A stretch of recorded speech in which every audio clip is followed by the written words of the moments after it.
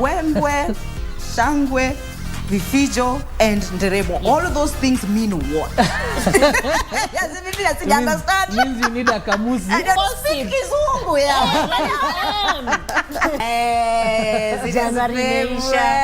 Where's your boyfriend? Kama ni manzi wa Nairobi amka uanze kukatika. Sasa unaanza kuningililia. Ameambia manzi wa Nairobi peke yake. That means they had Sasa mimi ni wa Nairobi, nilihama, nimekuja Nairobi. Miss University, Miss Kenya, every miss that has ever been there, somewhere Licky is involved. He's leaking. He's leaking right there with it.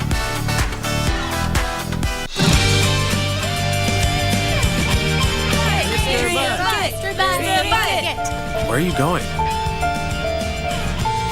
I was planning on helping him drink that. The poor guy looks like he can't handle his alcohol. And who are you to save him? Piggy! Piggy? Piggy? Piggy, what's the matter? Quick, come on! Where's the key? Key! Quick! Is it here? Hurry up! Wait. Why are you here? Mr. Pai, I can explain this. Did you hear all that?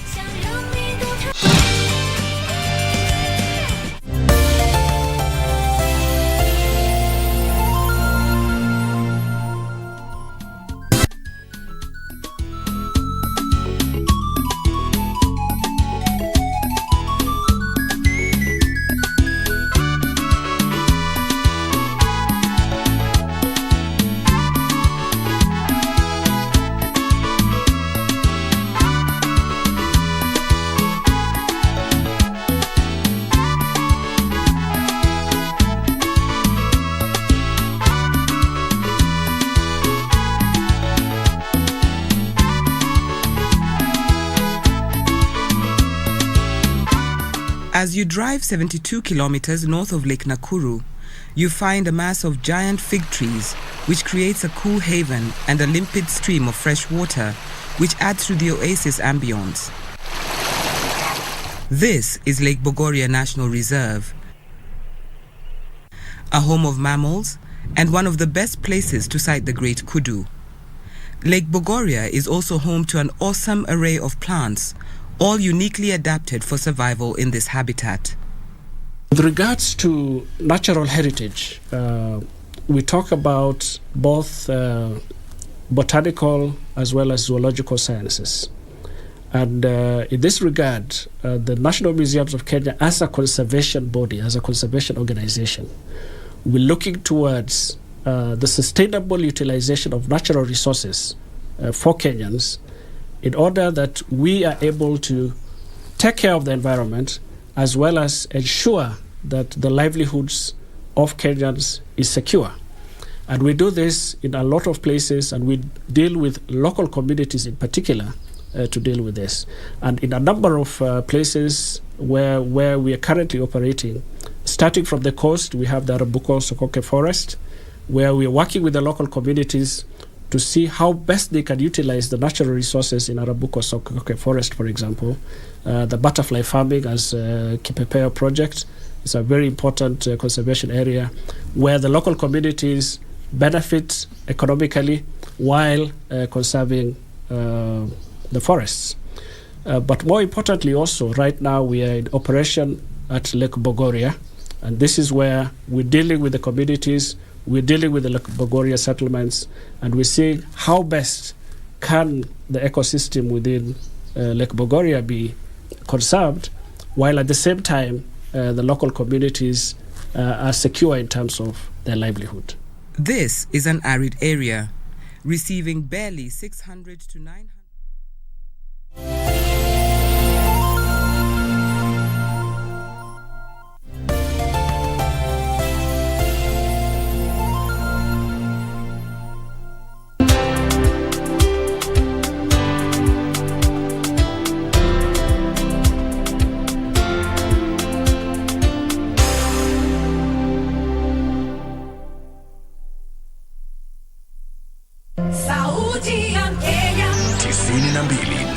99.9. Hii ni KBC Radio Taifa. Kila kitu maishani kina sauti yaleta furaha. Radio. Sauti ya elimisha, yahimiza, yatuleta pamoja. Sauti ya Kenya. Radio Taifa. Sauti ya Kenya. At KBC Channel 1, we put people at the heart of events with our captivating weekly news features. Every day, we are breaking new grounds with informative, entertaining, and inspiring human interest stories. On Mondays, 9 p.m., we have The Cabinets. Tuesday, 9 p.m., we get inside the barracks for military tales. We delve in the world of cinemas and theater each Wednesday night.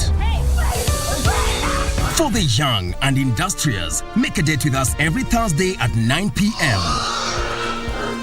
Fridays are dedicated for my culture. On Saturdays, we go back in time for history in perspective. And on Sundays, we get to know the process of how things are done and made. KBC Channel 1 News features a whole lot of wonderful viewing experience.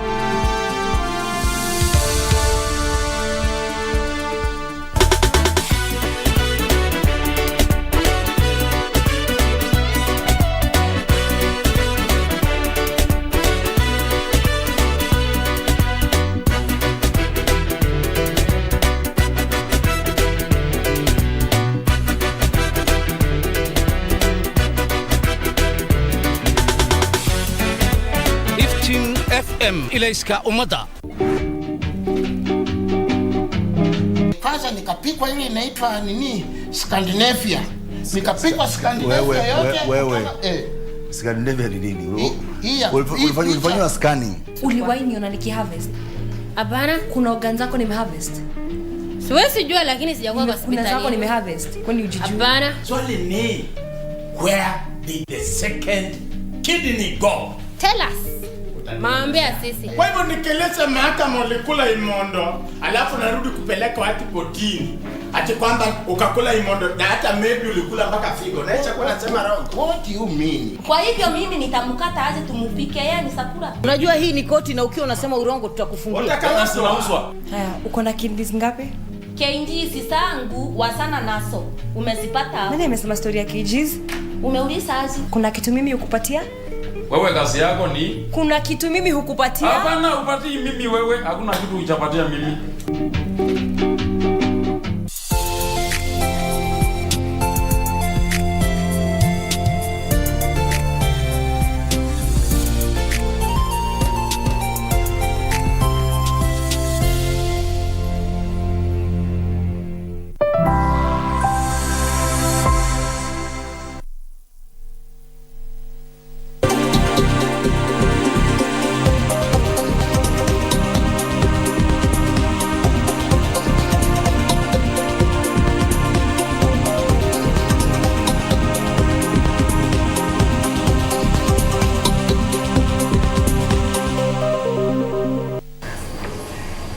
A very good morning to you. Thank you very much for keeping it KBC Channel 1. It's time for Biz Check, and my name is Betty Kiptum. Now, about a few days ago, the MPC, the Monetary Policy Committee, released its report and said that the dollars, the forex reserves have been depleted, not depleted, they have gone below the recommended monthly, the import cover, that is 4 months, and it is down to 3.92 months.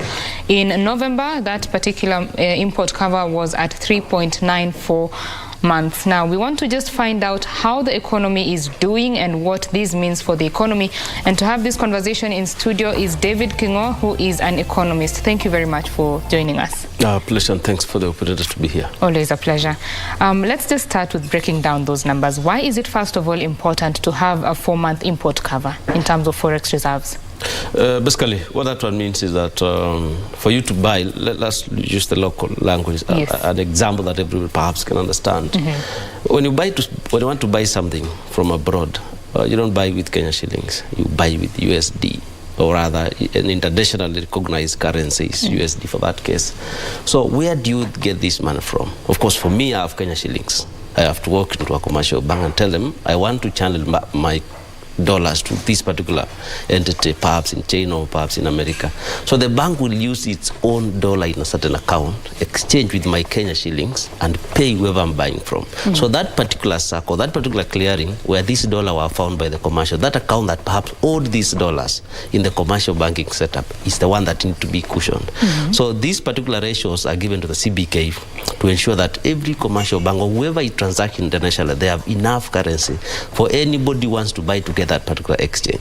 So when we walk into a commercial bank and they tell you perhaps we can only accommodate this number of import in terms of USD, then it means someone else will come after that and not be able to transact. So that particular question that you're talking about, do we have enough foreign exchange currencies, forex currencies, in our commercial banks, in our own savings, that can hold transactions for more than 4 months without increasing what we have? Yes. So with that background in mind, we are down to 3.92 months of import cover. Yes. Is this a cause for alarm?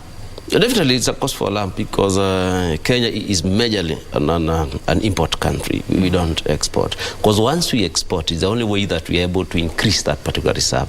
So the more we keep on importing, we keep on depleting. So we did a reserve, we did a cushion that should be more than even 4 months. That in case we don't have any import, or rather in case we don't have any export for the next 4 months, we're still able to buy things from outside. But now what is happening is that particular period, that particular lag period in terms of months vis-a-vis the foreign exchange that is held is going down. So that means that if we don't change anything, if we don't export anything to increase that reserve for the next 4 months, we will not be able to transact internationally. That's what it means. And well, you're talking about the international transactions. So for a Kenyan, how different could life be if we don't work on improving or increasing that particular import cover? So there is this thing that we call cost of living, where mara bei ya vitu imepanda. This is the concept. What happens if you have a less supply of a commodity in the market, then the demand is increased or the demand is not changing. So what happens? The value of that, the price of that particular commodity increases. This is a scenario that we have 10,000 people who want to buy one phone. So all these customers, or other 5 people want to buy one phone, and that is the only phone that exists in that particular shop, in that particular area. So what happens is that the seller of that particular phone will increase the price.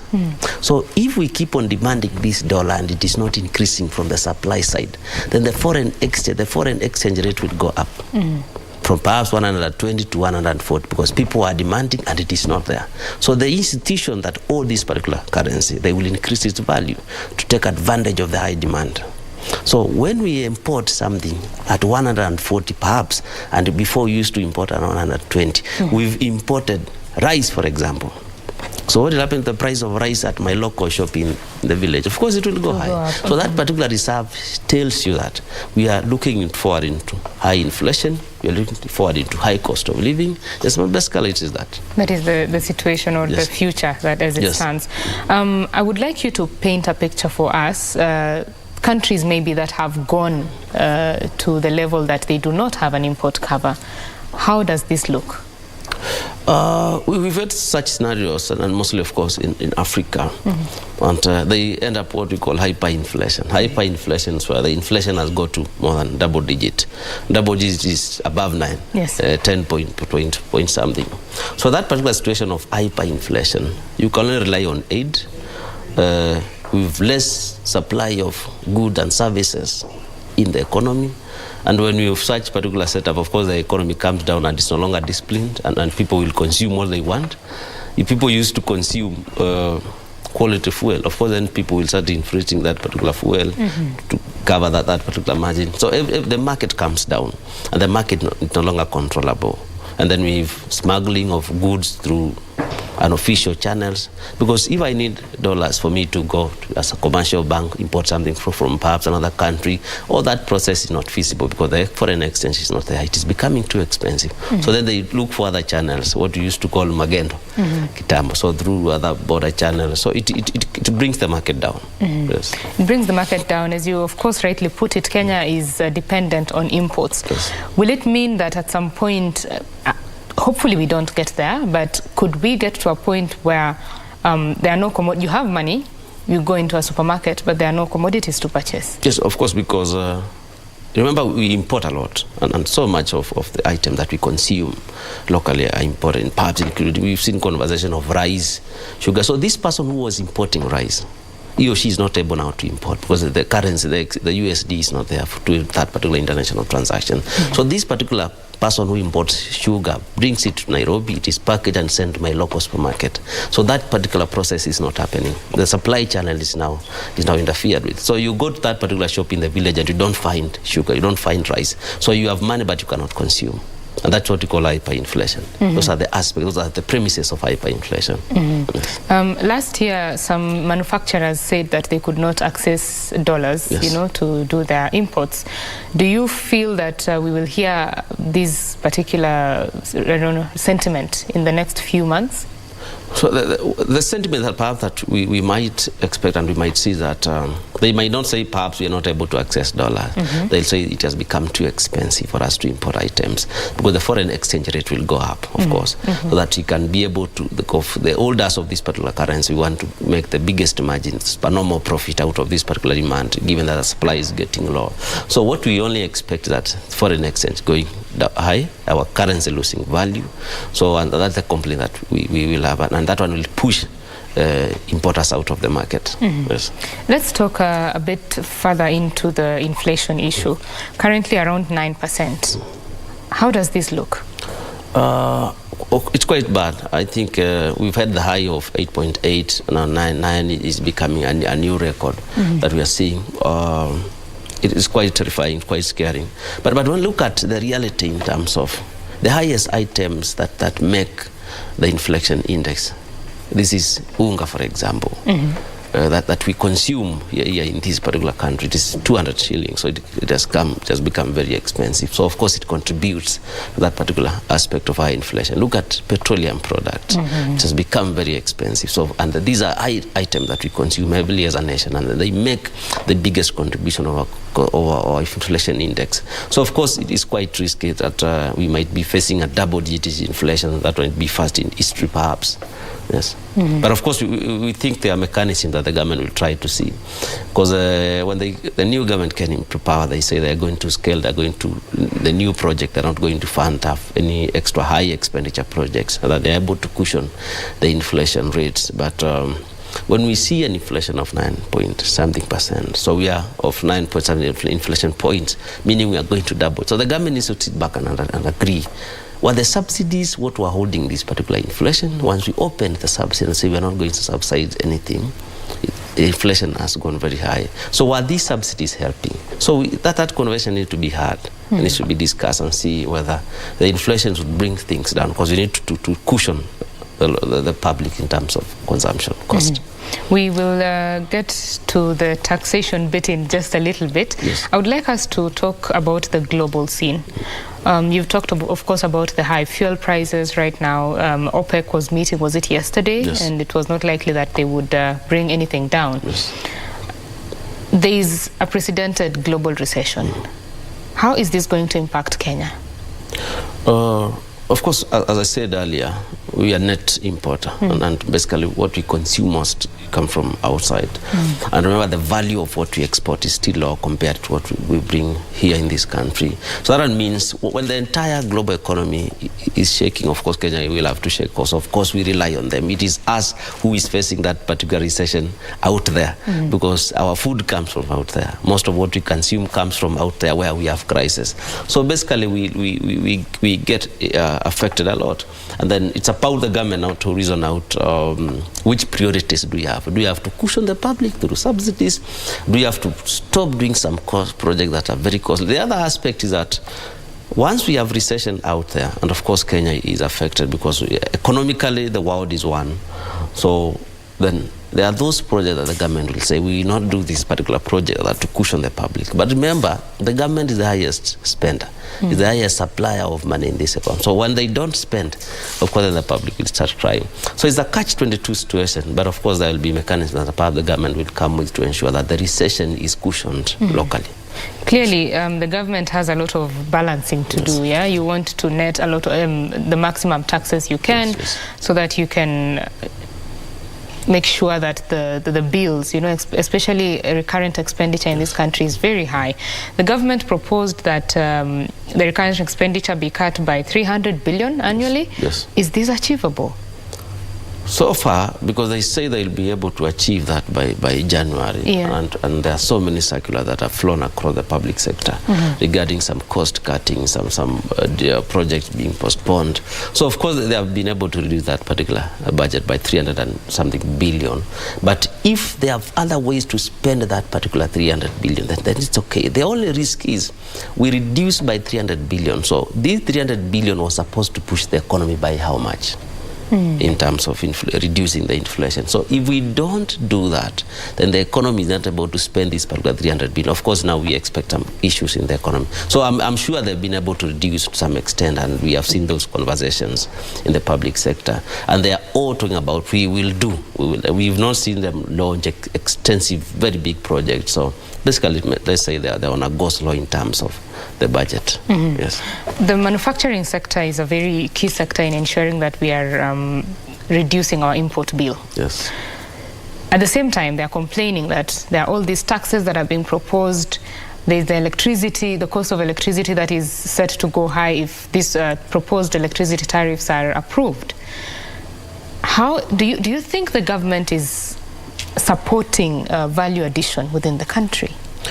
On one side, the government needs money to spend and build these roads and create conducive environment for these particular investors. On the other side, the government should get money from these particular investors.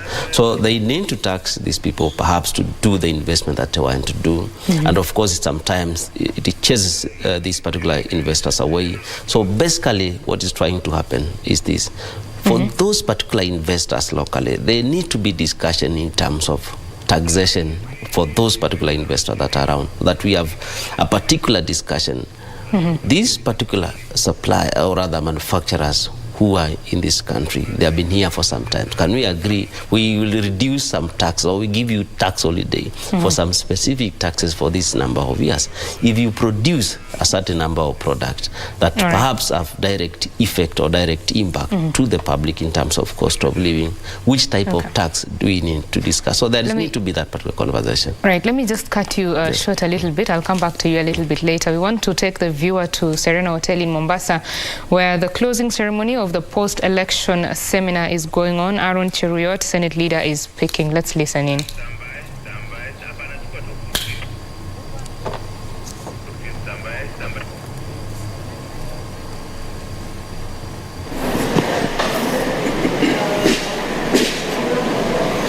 Right, good morning. We are at the Serena. This is Beach Hotel. This is day 2 of the post-election seminar for the senators. This is a week-long post-election seminar that began on Monday with President William Ruto opening it up at the Pride Inn hotels, where over 300 National Assembly parliamentarians are also going through a similar induction process, just like this, over 60 senators here at Serena. Now, yesterday we spent the better part of the day here, and we were very concerned to understand about the Senate Oversight Fund as well as the CDF fund that the parliamentarians at the National Assembly want the Senate to enact and enshrine it into the Constitution. I'm joined by the majority leader for the Senate to just give us a breakdown on what the expectation is, because this bill has to start from the National Assembly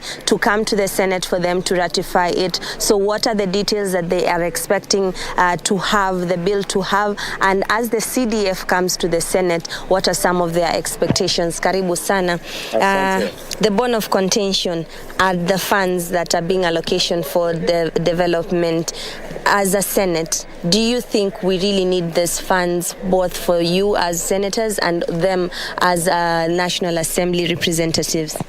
Thank you very much. Like I said yesterday, we need it, but it is not a must.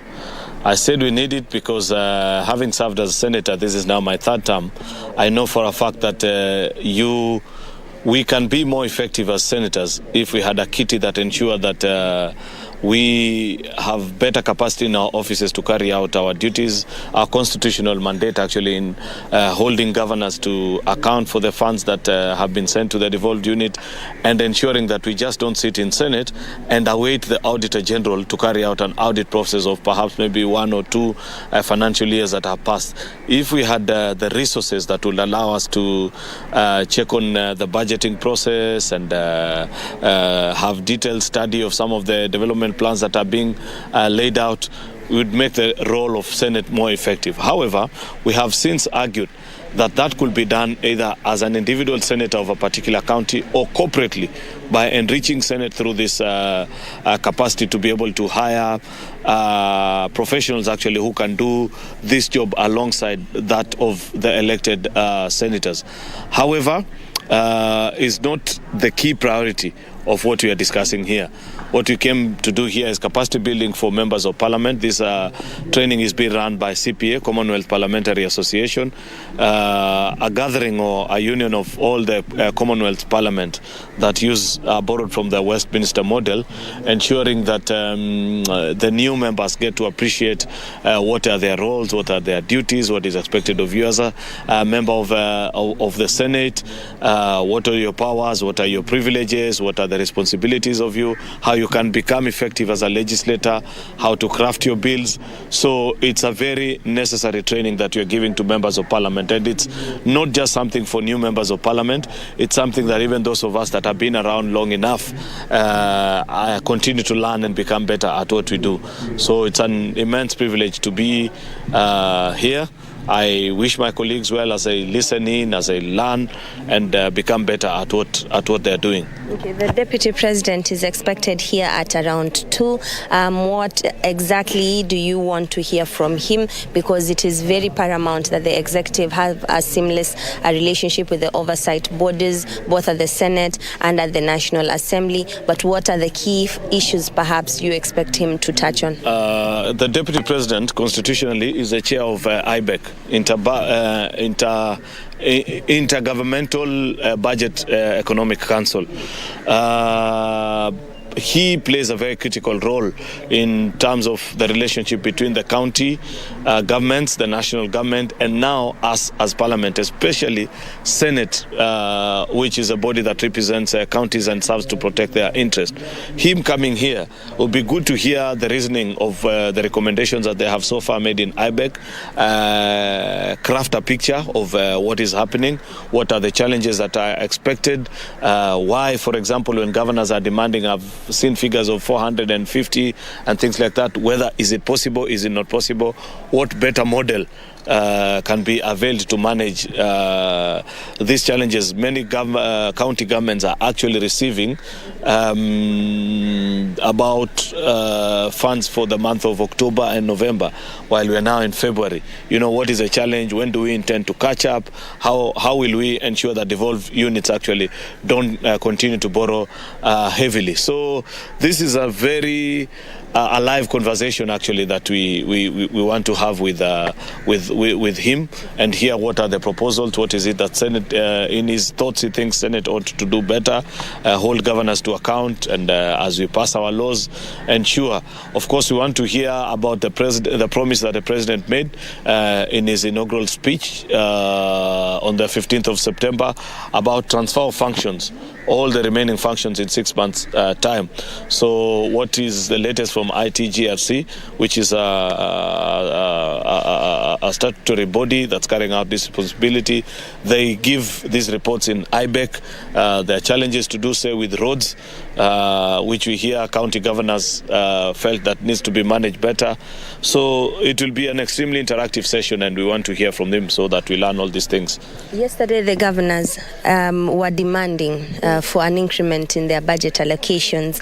We also have seen that the MCAs are also demanding the Ward Development Fund. If Senate goes ahead and also agrees with the National Treasury to increase these monies, and if has the Ward Development Fund also been catered for, or what are the provisions to enact that particular fund, and also what are your sentiments in the increment that these governors are expecting that the National Treasury do the needful? There's no harm in them demanding.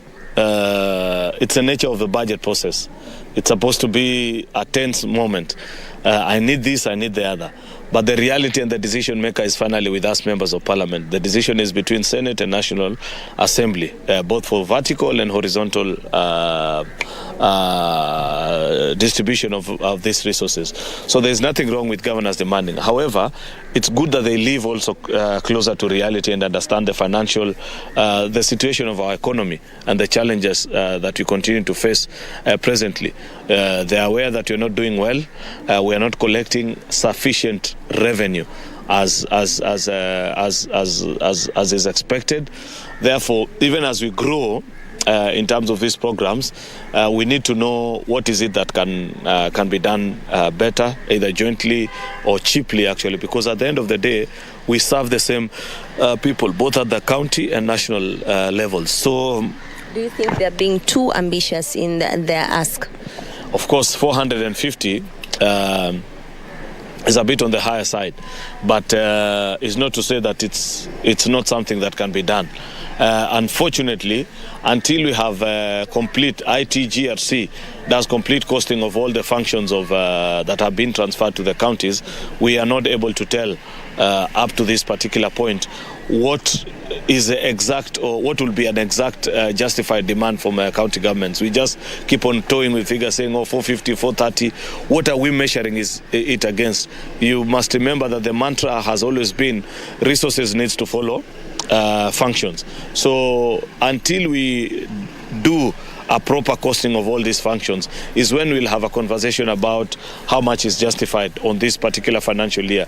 There will never be a time, and this is the same in all democracies across the world, where there's federal and county governments, where you'd say that we have reached a point of agreement and now what you're sharing. There has to be this push and pull, and it's good and healthy for the people. But again, we must ensure that we as Parliament play a neutral adjudication role in ensuring that both levels of government get what is rightfully theirs. Finally, even as the Deputy President comes, I'm sure he's expecting to go with a response to the members of Parliament on the other side in Pride on whether or not you share the same sentiments in making sure that the CDF funds or any other fund, be it the Senate, the Ward Development, is enshrined in the Constitution. And I'm sure even in your remarks you will happen to mention that. What is one reply that the Deputy President seemingly will have to move over with? We are not opposed, but it must be done respectfully. Like I said yesterday, this conversation must be done in an atmosphere of mutual respect between both houses. It should not appear as if one house is talking down on the other. That's the spirit with which the President has guided us. That's the spirit which I hope we can adapt this term, so that we stop this push and pull. Nobody, I think, in their right mind will argue for or against the impact of CDF. But then you can't compare CDF, which has been established for over close to 20 years now, and Senate Oversight Fund, which is yet to be established, on what is important. Who knows? And I strongly believe that if this fund is set up for the Senate, then we will see better fruits of from the devolved funds in our devolved units. So this is comparison between apples and oranges. So just as we listen to them on how they hold CDF being an important factor that allows them to do their job effectively, we expect that they listen to us also with the same breath. How much do you need for the Senate Oversight Fund? No, it's not a question question of how much. It's on the how and what exactly the fund is supposed to be. I don't want to place a figure because we have a problem in this country where we always reduce every conversation to be about how much and not necessarily what is the intended purpose. Thank you so much. Thank you. Asante sana. We also have another senator to just give us an insight on exactly what are his remarks when it comes to the ongoing post-induction and the tussle that is pre-existing or may blow out. Karibu sana, Senator. Yesterday we had a conversation over the CDF and if it should be enshrined into the Constitution, the backstops with the Senate. Do you feel that as senators, the fund is required, is necessary? And when we are talking about the Senate Oversight Fund, do you also think it is necessary for the enactment? Now, as senators, how much do you need? You can start by your name. Well, my name is Okio Mtato Koichi Andrew, Senator of Kenya and elected by the people of Busia. Yes, as regards the CDF, I think the problem is who should control CDF. The fund is not bad. I think the question is who should control. And if the fund is taken away from the control of the MPs, you don't need an amendment to the Constitution. The MPs want to amend the Constitution so that it can be possible for them to control the fund. But then amending the Constitution to control the fund would take us back to the debate we had about the basic structure on separation of powers. So it will require a referendum. And that might not fly. But if we really genuinely, if the issue is that the national government should organize its development agenda around a constituency as an entry point on the ground, that will be in agreement with Article 6 of the Constitution, then you don't need to amend the Constitution. You only need to say that let the national government run the CDF fund, but the MP should supervise the fund, how it is used. So they expect that they get the question of bursary. The bursary should be given to the Minister of Education and then to the schools directly, not an MP calling press conferences to issue checks and to do whatever. And then you find that sometimes those funds end up duplicated. You don't know who has received them, by how much was remained with the MP. And so that's the whole thing that is wrong with the MP, with the fund. And I think even the Supreme Court ruling did not say the CDF as a fund is a problem, as a concept that the government, national government should organize its finances around its development agenda, around constituencies. So if we remove the MP from controlling the funds that go to the constituency, and say that let the line ministries implement these funds, but let the MP supervise how the funds are implemented, it's okay. Because after the end of the day, when the Auditor General audits and the report goes to Parliament, the MP will sit in Parliament and ask questions. But if it is the MP who has been responsible for the implementation of the fund, and then the question goes to Parliament, he's conflicted. Don't you think that the members of Parliament would think you out for them because they have been in control of these particular funds, and also they are holding you in ransom for them to pass the Senate Oversight Fund? Wouldn't it augur well with them if they see that you have removed their mandate in controlling the funds, and then they can decide not to enact your Senate Oversight Funds? No, I don't think there's anything like that. If you look at the law clearly, there's no way the MPs can stop the Senate oversight. The senators getting... first of all, this thing called the Senate Oversight Fund, I don't understand it. Because I think all the senator needs is the capacity to have offices in the sub-counties so that they can be able to run operations. What is happening right now, the money for offices that are given to an MP and the money for offices that are given to a senator are the same. And this is an administrative decision by the Parliamentary Service Commission. So we don't need to amend the Constitution, we don't need to make any law, so the MPs have got no control over that. What is supposed to be done is that the same amount of money that the MPs are getting is the same amount of money that the senator is getting. So an MP, like for me, I've got 7 MPs. you'll find that the fund, that the money that the senator, each of the 7 MPs in Busia gets for offices is exactly the same amount of money that I get as the senator of Busia to run my office. And therefore, the conceptualization that I should have one office in one sub-county and not in the other 6 is what is wrong.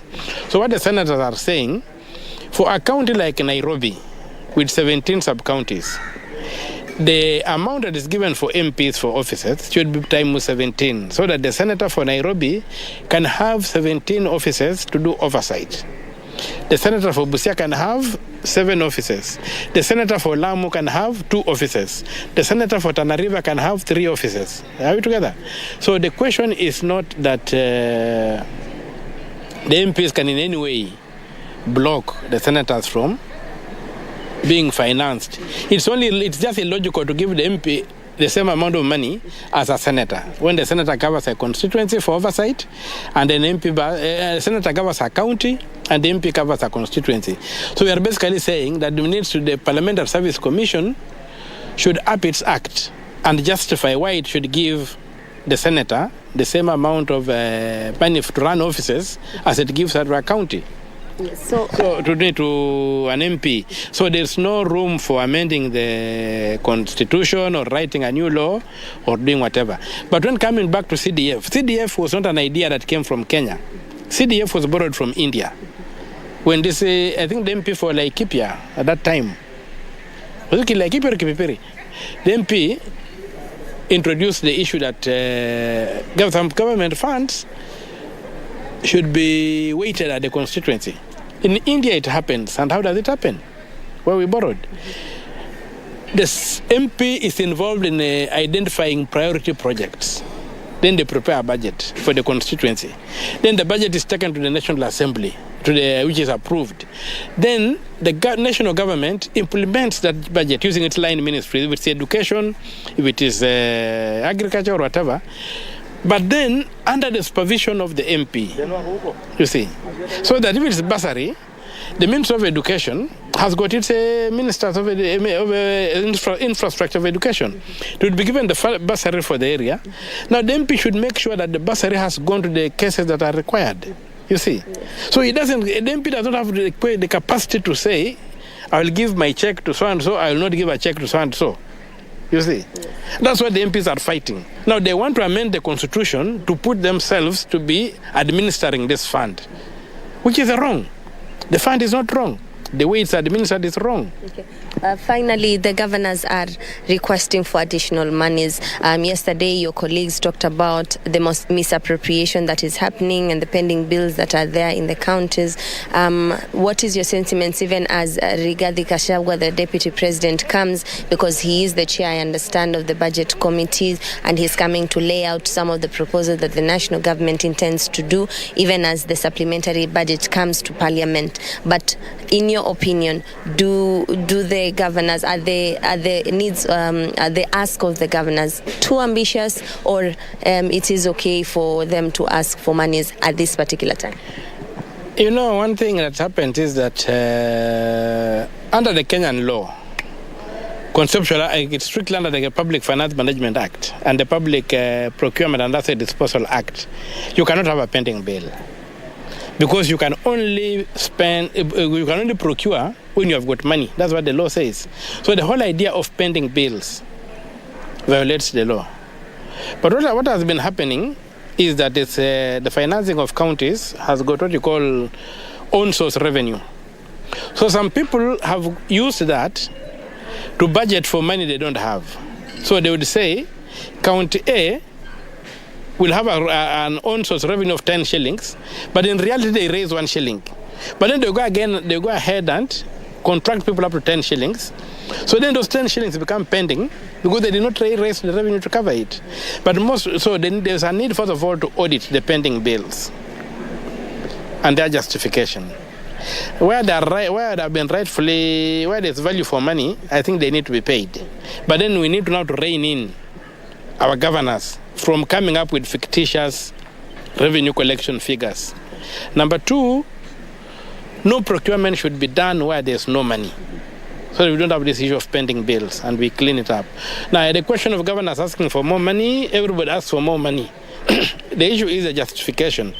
And if the budgets have been properly developed, whereby you are tying money to specific programs, not saying health, no, not batches, but in specific programs. If that is what is going to happen, then there's justification for giving extra money. Yeah, money is never enough. So what matters, we are in a developing country, there should be a justification for the money that is clear and above board. There will be no problem. Asante sana, Senator, for those insightful sentiments. We are at the Serena Beach Hotel. This is where the senators are continuing the post-induction seminar that began yesterday, and the speaker is here oversighting the whole induction process. Deputy President Rigathi Gachagua is expected to come and close this induction seminar here first before heading to the Pride Inn hotels at around 4 p.m. where he will be also closing the post-induction seminar for the members of parliament who are converged at the Pride Inn hotel. So it is going to be a busy day, as a busy afternoon for us here in Mombasa County, but we will sure to give you those details as they unfold, the expectations from the national government for the senators as well as the members of parliament. But the contentious issue are the funds, whether or not they should be increased, and the justification and the proper formula of how these funds are disbursed. So we are here keeping a close eye. Once we have all those full details, we'll be sure to give you at the top of the hour. But for now, I hand it back to you in studio. Thank you. Thank you very much, Junaid. They're coming to us from Mombasa. Of course, quite pertinent questions being asked by the senators there, and very important conversations going on there. We shall be expecting detailed reports from Junaid later on how both meetings for the National Assembly as well as the Senate end. Now, in studio, I am speaking with David Kingo, who is an economist. David, yes. She has, of course, talked to the senators. They've talked about the allocation for the counties. That has been a point of contention since devolution started in this country. Do you think the government or the various arms of government are working, in tandem when it comes to just ensuring that counties are well funded? I think all this conversation, there's something called canons of budgeting, or canons of economic expenditure. Mm-hmm. Well, one is the cost of running an economy. Apart from we do a project, or the cost of that particular project, apart from the benefit that's going to the people. So in this concept, I think we want more money to oversight, which will be even higher than the money that we do for development. So the cost of oversight might be higher than the cost of doing this particular development. Because every elected member of Assembly or Parliament, they want a kitty to supervise.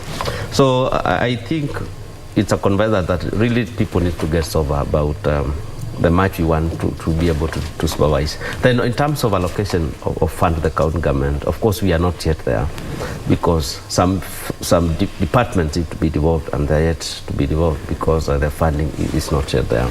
So what is going to the county? If you less the corruption that happens, and then you also see with pending bills, recurrent costs, whatever goes to development is very, very small. Mm-hmm. So we go again to the concept of how much money is being used for us to run a development. So we get 14 billion, for example, only 2 billion is for the economy. 12 billion is for running that 2 billion. So I think it's a concept that the government needs to look at. Mm-hmm. Yes. Of course, we shall be following how that goes. Yeah, let's get back to our conversation on the state of the economy. And before we joined June, you were talking about the taxation. Please go ahead. So we were saying about those manufacturing companies or investors in this country. The government needs to get money to run the economy, and they have to get them from these particular manufacturers. The same manufacturer also are feeling the cost of doing business here in Kenya, because petroleum or the petroleum products cost has gone very high. That's cost of fuel. The other cost is cost of electricity, that has also gone very high.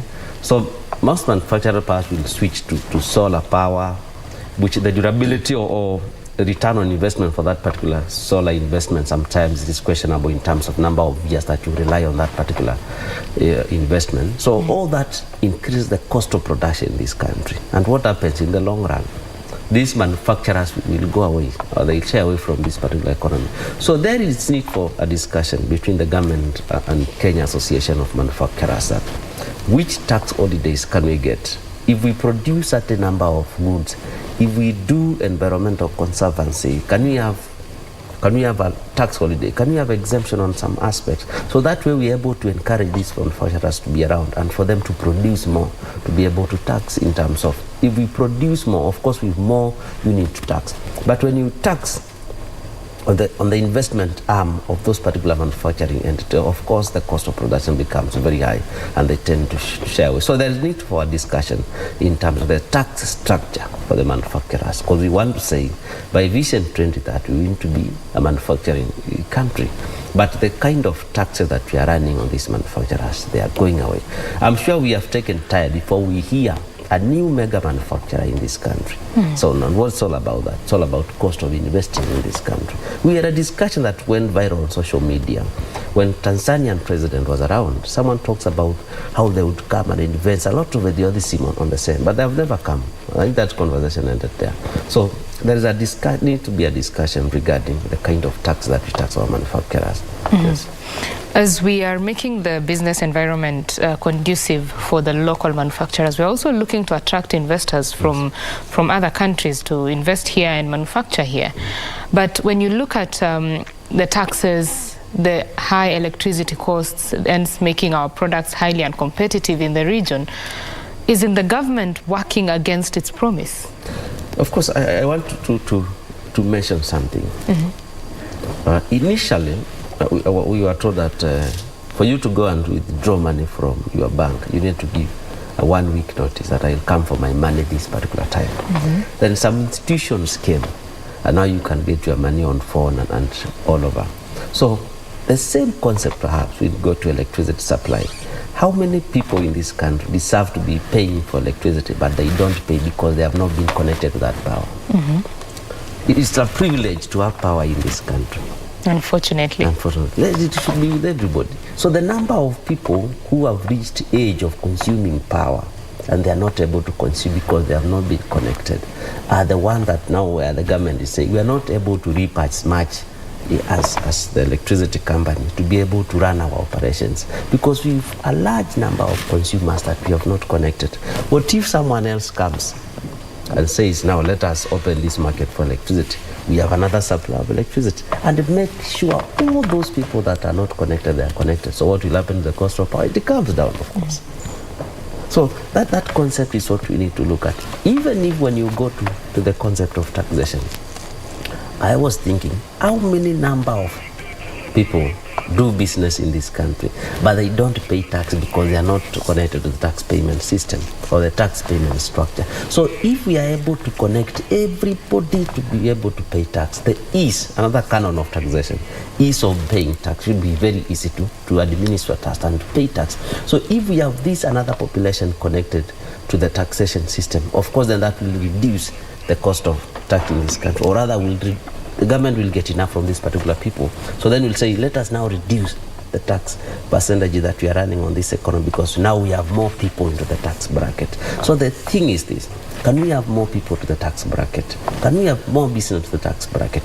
That way we'll be able to reduce these particular taxes. Can we have many people connected to power? That will be able to reduce this particular power cost, and that way we'll bring now investors, because if the power has come down in this country, then we have more people coming to this country and invest. They create employment.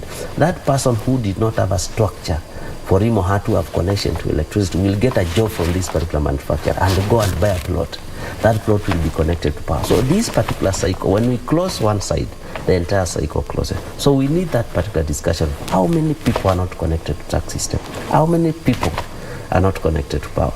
Those are the people that should help the government reduce electricity when they come to that particular bracket. They should reduce the tax that we get when they go into that particular bracket. Yes. I think, Kingo, one of the questions that Kenyans have been asking both online and offline is the the purchase of electricity. I mean, when you look at your tokens and how they are listed, what you have purchased, it does not make sense. Yeah, you'll find maybe for 1,000 shillings, you've bought only 38 units.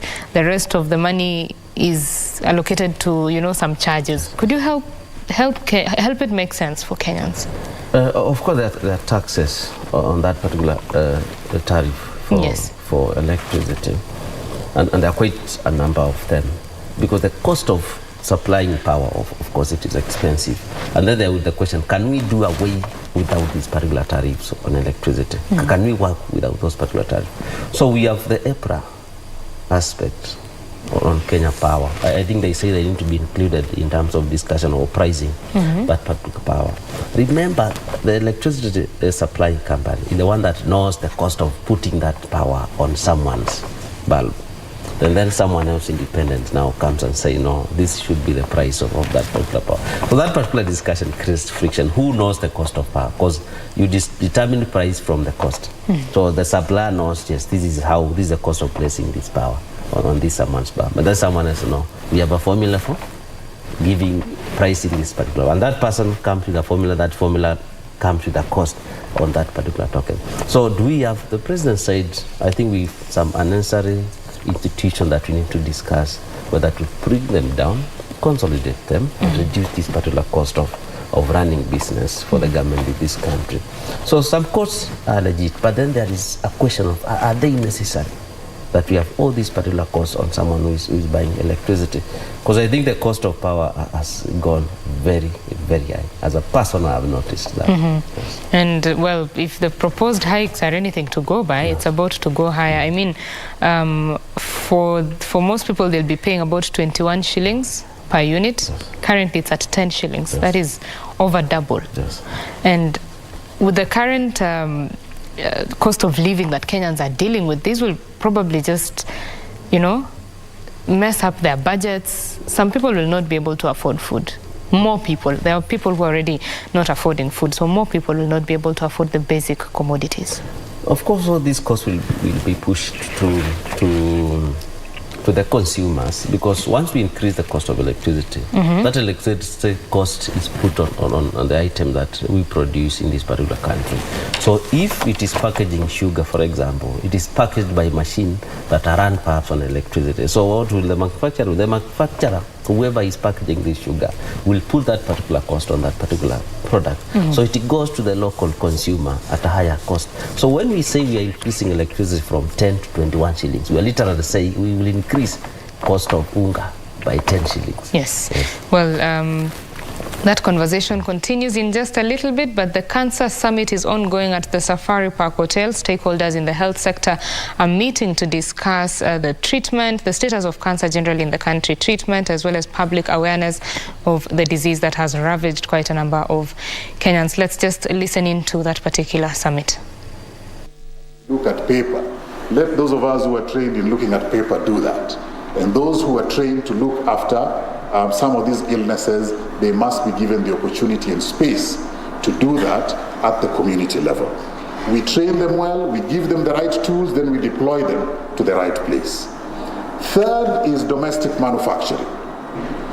Today, literally everything you use for diagnosis of cancer is imported. Literally everything you use for the management of cancer is imported, including the knowledge. We must start manufacturing what we need here on the continent, here in this country, so that we have access and we have more reliable facilities that can be able to give us the health products that we need. Fourth is domestic resources. And this is extremely valuable, particularly after the experiences of COVID. The time of waiting for others to come and do it for us is gone. We need to invest our own internal resources. And for Kenya, it is both the national and the county governments. We invest it first, and then we call on others to come and support. And the domestic resources is not just money, it is also knowledge, it is facilities, it is institutions that do some of the research work for us, it is you as members of the public. Let us get ourselves in the front line first, and others can then be able to support what we do. Finally is partnerships. We know that we need to do this on our own, but we don't have to do it alone. Let us learn from those who have done some work in cancer control, cancer prevention and management elsewhere, and then we adapt it to our situation here in Kenya and here in Africa, and we shall be able to get much better results. Kenya has made good progress, and I must congratulate the country in the fight against cancers and NCDs in general, but a lot more still needs to be done. You need to protect these gains as Kenya and get more resources to reach the community level. Diseases start and end at the community. Let us take a friendship bench to the community level where we will listen to the community and support them with the right information in the language that they understand. Let us innovate in our solutions.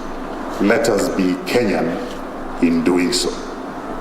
Ladies and gentlemen, as I end, join me in committing ourselves to unite our voices and take action in the prevention and control of cancer. Join me in committing ourselves to remind each other that prevention and control starts with us individually.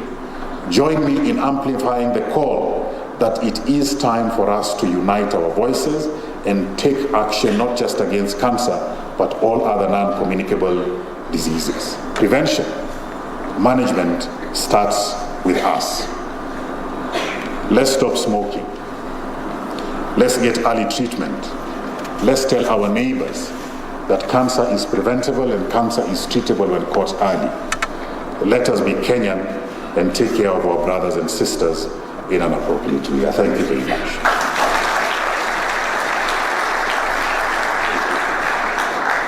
For many of you who do not know, Dr. Proceedings from the Safari Park Hotel there, Dr. Ahmed Ogwel, the acting director of the Africa CDC, just speaking there about the status of cancer, saying that management has become very expensive and that Africa needs to look inward in terms of manufacturing those particular treatment products that are used against cancer. Well, of course, that is a topic that we are talking about here in studio in terms of ensuring that we are looking inward and supporting the manufacturing sector. With me is David Kingo, who is an economist, and Kingo, just supporting what Dr. Ahmed Ogwel has just said about manufacturing, supporting manufacturing, ensuring that we are producing locally for local solutions. Yes. Yes, of course. And remember, as I said earlier, that Vision 20 that talk about being a manufacturing country. So supporting what we produce and what we consume locally helps a lot. And even when you connect the cost of healthcare for this particular cancer patient, a very expensive process, but they undergone very painful. So if you're able to produce in this country, we ensure that we consume at cheaper cost. Then we have more disposable income, perhaps to take care of healthcare, or as for people to take insurance. And as I said, even in that particular conversation, let me chip in something that also hails the economy from the individual perspective and cost of healthcare.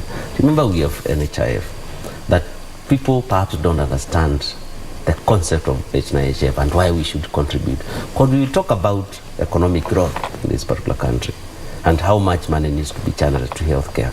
But you realize the government is putting a lot of money to support healthcare just because majority of people who are accessing healthcare are not on NHIF. So if people are on NHIF majority, then the government will spend less on supporting healthcare because it will be paid through that particular scheme. And that money that's going perhaps to healthcare will be channeled to something else that will support the economy in another sector.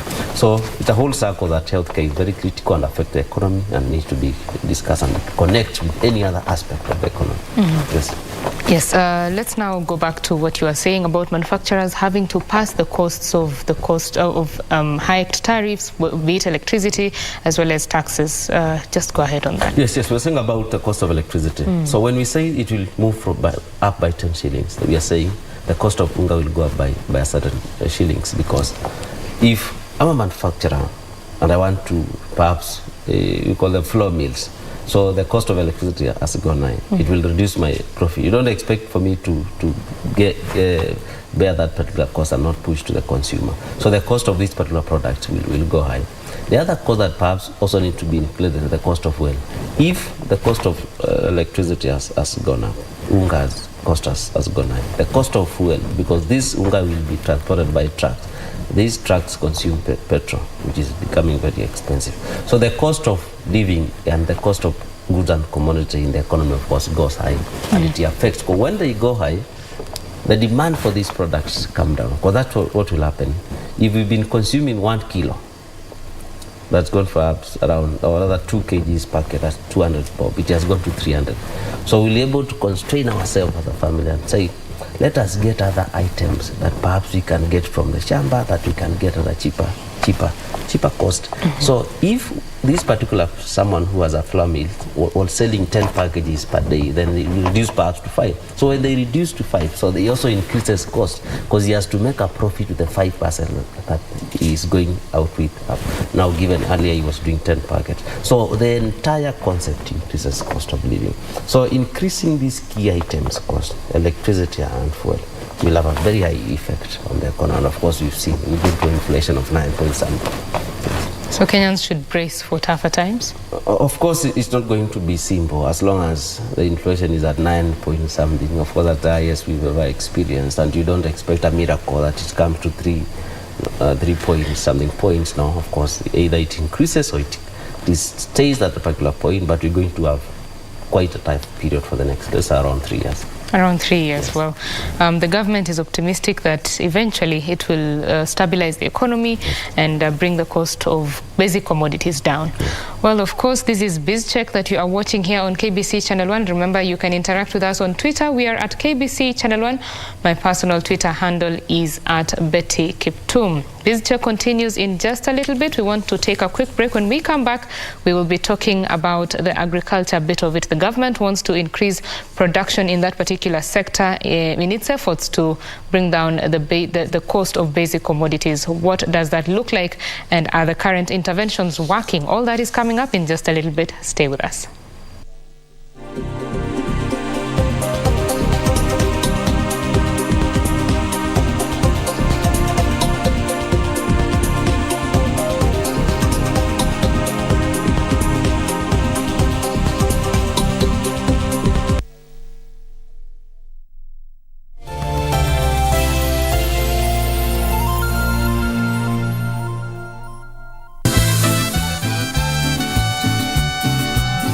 Those ruins have to disappear right away. Well, I'm not going to let that happen, Daddy.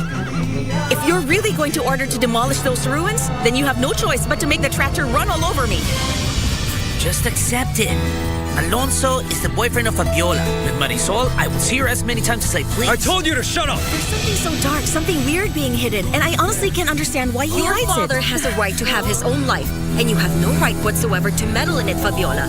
Are you telling me that Dad ordered to tear down all the ruins of the old house and all that? Yes. Isn't that weird? I swear that sometimes I even think that the things I always hear other people say about my father those things are not true. And how is my dear princess?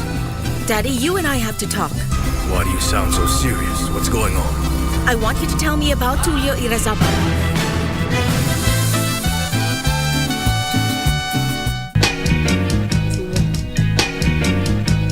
You're supposed to be in Australia. I was scammed. The Australian job was a hoax. What? Kuna kitu anaficha na wataki kusema. Kama nini inaendelea huko? We need to talk. How bad is it? You have no idea. Why don't we tell Joel about it? No, you're not going to tell Joel anything. Okay. Hizo hata ndo vitu zilifanya tukosane. How about you give her a chance? Mbona basi utaki kukua na mimi? Not happening. Come on. Hatukuhitaji.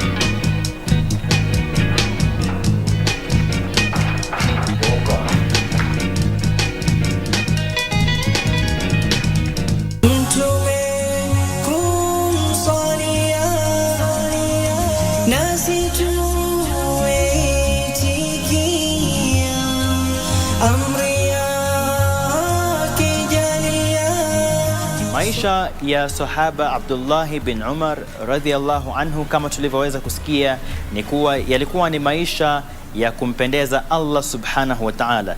Namwomba Allah subhanahu wa ta'ala atuwezeshe sisi kuwa wenye kufuata vielelezo vyema katika jamii na pia mifano mema kama ya Abdullah bin Umar.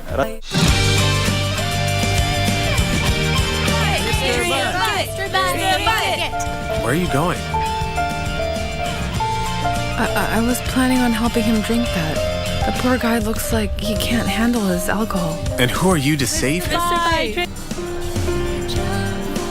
Piggy!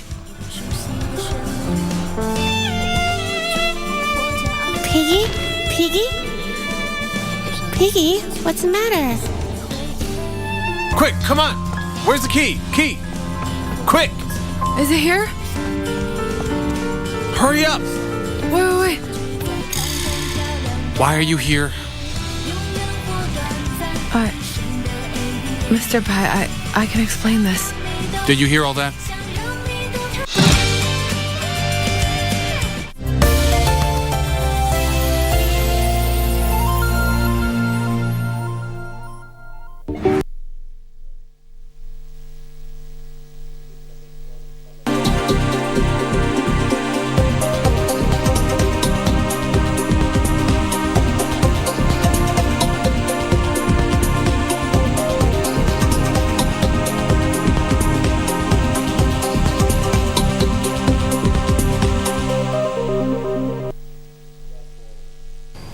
Many thanks for keeping it BizCheck. My name is Betty Kiptum. In studio, we are having a conversation about the state of the economy. Now, we want to talk about matters agriculture, the government's focus to increase production in the agriculture sector, of course, rolling out the fertilizer subsidy. The second phase will be coming up in a few months. What does that look like, and is it working so far? David Kingo, thank you for staying with me. Could you just tell us what your thoughts are on the fertilizer subsidy? I think this fertilizer subsidy was a good kick for the new regime when they come to power, because we have to agree Kenya is an agricultural country. The only unfortunate challenge that we're having is rains are not coming as expected. So we've done fertilizer, but the rains have changed most of the farmers. So the government needs also to focus on agriculture that's geared towards irrigation schemes, having back what you used to on like Moya irrigation scheme. Okay. And those particular. There's a bit of a sound challenge, Kingo, that will be sorted out in a bit. But of course, here in studio, we are talking about the state of the economy. Remember that there is currently, as we speak, the country has a 3.92 months of import cover, which is below the 4 months recommended. And of course, as Kingo said a little bit earlier, is that will impact the kind of imports that we can get, or the amount of imports. The cost of importing will be a bit expensive, considering that a lot of manufacturers import some of their raw materials, and we also import finished goods, most of them being from products that we actually export, especially from the agriculture sector. We export a lot of raw materials and import finished goods, and part of the strategies was ensuring that production in the country is increased to just stabilize the cost of food. Kingo, as you were saying? Yes, I'll talk about the fertilizer issue was a good start by the new regime, even though the conversation has gone down. I don't know why, but Kenya is an agricultural country. The only challenge that we're having is that climate change, and rain is already rain-fed agriculture is already changing farmers. So the government needs to focus on irrigation schemes and agriculture that's not fed on rainwater, water harvesting, dams, so that we're able to cushion the fertilizer that we are giving farmers. Because there's no need that you give someone fertilizer, that the rains don't come, and we end up not producing anything. So the issue of water in terms of dams and irrigation schemes will help and will support the agriculture concept in this country, and as long as the cost of fertilizer is kept on being subsidized. Yes. So it's beyond just subsidizing fertilizer. Yes, of course, agriculture is beyond that. Mm-hmm. Agriculture is just a small aspect of farming, because preparing the land, pesticide, and remember the kind of pesticide that farmers are facing nowadays, or other pests that the farmers are facing nowadays. Mm-hmm. I think they are more than used to be traditionally. Yeah, they're different, they're stronger. They're stronger, they are resistant. Mm-hmm. So all that is cost of producing in agriculture. But the key thing the government need to focus even more than fertilizer is water, because climate change has really affected, and we can have fertilizer, we can have the cheapest pesticide in this country, but as long as we don't have water, so we cannot do anything with agriculture. Yes. I like that you mentioned the issue of the climate change that is of course impacting Africa the most in the world, Kenya being one of them. The impacts are being felt. The drought that is ongoing right now, many have lost livestock and their crops. Many farmers have really lost that. And yesterday there was a story about climate adaptation and the way Africa needs around $53 billion annually just for climate adaptation. Of that, only 53% of, well, 11 billion is what is currently in the continent. And governments are only giving a very minimal percentage of that. So when we look at resilience for the farmers, we want them to produce more, but we also have to enhance their resilience. What does the government need to do? Of course, the agreements in terms of from the budget across Africa, how much should be allocated to agriculture and climate issues. But the money is not there, it's not sufficient to support that, because it will be asked whether we give people food or we support climate change. But the concept of planting trees might be a game changer, if really well appreciated in Africa. It might have some positive impact on the climate change. So we continue to struggle as Africa. And what has affected most of these countries, because Africa, we are an agricultural country. We don't produce as much finished good locally, so we rely on importation. So on that particular support of agriculture, you relied on rain, as I said earlier, because even irrigation schemes have come down, because irrigation schemes, perhaps it was community farming. Nowadays, there are those particular individual farming, which really everybody has to sort their own water. So that particular aspect has really affected agricultural production in Africa, not even in Kenya alone. And that's why we have the discussion of climate change. But the challenge is we cannot meet the minimum threshold as a country to be allocated to climate change. Yes. And so is there hope? Because as you said, we are giving fertilizer subsidies, but we are giving them to farmers who probably their crop will go to waste because of this drought and all that. Of course, climate change is a global issue. So when we have global discussions where funding can come from outside Africa, perhaps, in terms of grants to address climate change, because when we don't produce as Africa food, then the world we cannot feed, because Africa feeds the world in terms of agricultural products. So if we don't produce as Africa, of course the rest of the world cannot consume. So whatever small we produce locally, we send very expensive. So, but when they support Africa in terms of climate change, we're able to produce more and sell at a cheaper price out there. So of course, at the global discussion, and we expect the international community to come in and support Africa, because they need us in terms of food production. Yes. Of course, the world needs Africa in terms of food production. But of course, Africa has been very intentional in the past few years to ensure that there's value addition in this sector, because save for the raw material that we are exporting, what we are importing, as you said, is way more expensive. So what should Africa do to make sure that it is building its value addition bit? I think the biggest challenge is that agriculture concept we produce as a person. For me, I'll plant onions, and my next neighbor immediately will do tomatoes. The other one will do maize. So for me, with my only 1 acre of tomatoes, I cannot influence the market as much. But if the concept of aggregators is brought to the market on agriculture, whereby we are able to put farmers of onions together, they know each other, they discuss, they understand the challenges, so they're able to produce in bulk. So these particular aggregators from county level, perhaps we have aggregators of onion farming in Machakos County, aggregators of onion farming in Nakuru County. So they are brought together at some point. So we agree, we are planting this particular type of onion, we are selling to this market. So the government is able to have a conversation with the consumers out there.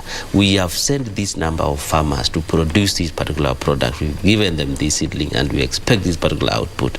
Do you have a market for that? Then of course we get a market. So the concept of aggregators can really help value addition in this particular sector, because when we have the aggregators across the county government, they set a committee. That committee sits together and say, we are farmers of onions in Kenya.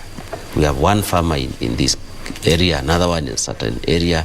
We need the government to come together and tell us, can we have a food processing company for the particular product that we are producing? We as farmers, we want to be the owners. So we are giving this particular amount of contribution to that particular kitty of building that particular industry. So then the government will say, okay, for us as government, then we come in because quality and other issues, we are going to give you this much. So that particular concept is about to bring around industries to ensure our food is processed and exported with a higher value. So, but as long as I'm growing onion on my own, I don't understand who to sell out there. So of course it will not be able to get as much value as it could get if the aggregators were there. Of course, very important pointers. And one of the key issues that is affecting that sector is matters of financing. And currently, cooperatives are just looking for solutions to help small and medium enterprises access financing. This is happening at the Safari Park Hotel. Let's just listen into what is happening there. Oh, sorry, that is Radisson Blue, not Safari Park Hotel. Mlivad. Hibak Said is giving us a report on the cooperatives that are looking for solutions to ensure that SMEs access credit. Hibak?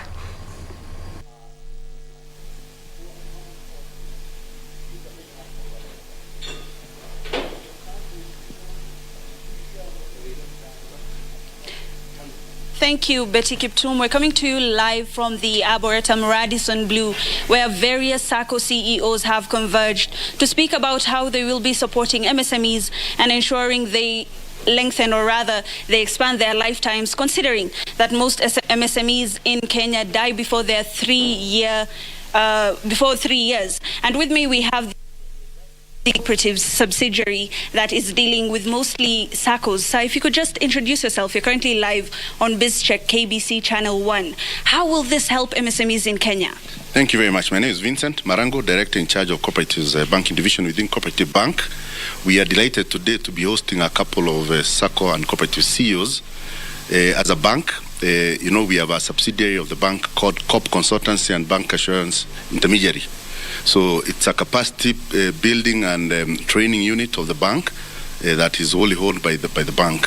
So they organized this forum to just speak to the SACCO CEOs to align ourselves with the focus of the government, the bottom-up economic transformation agenda of the fifth administration focus is. So we want to see how SACCOs can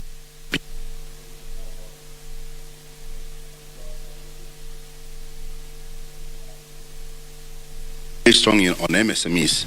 We have over 2 million MSMEs support to be strengthened so that they are able to respond to the needs of MSMEs in the country. Thank you.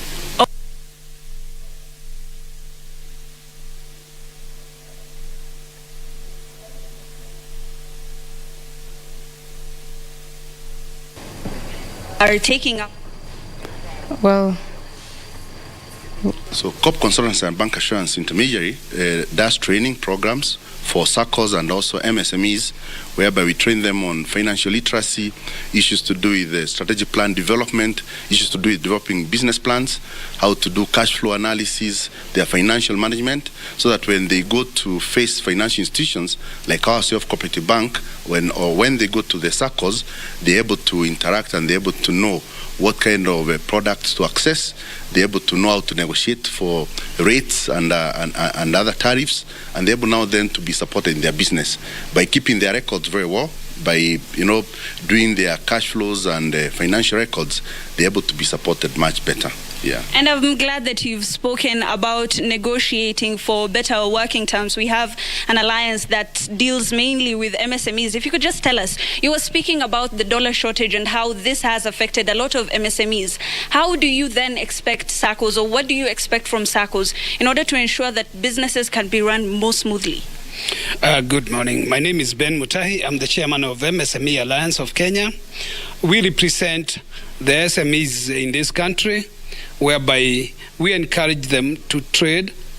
And this morning we are delighted to have Cooperative Bank, which has brought us together with the other CEOs to talk about how we can take the MSME to the next level, especially when it comes to funding and also the policies.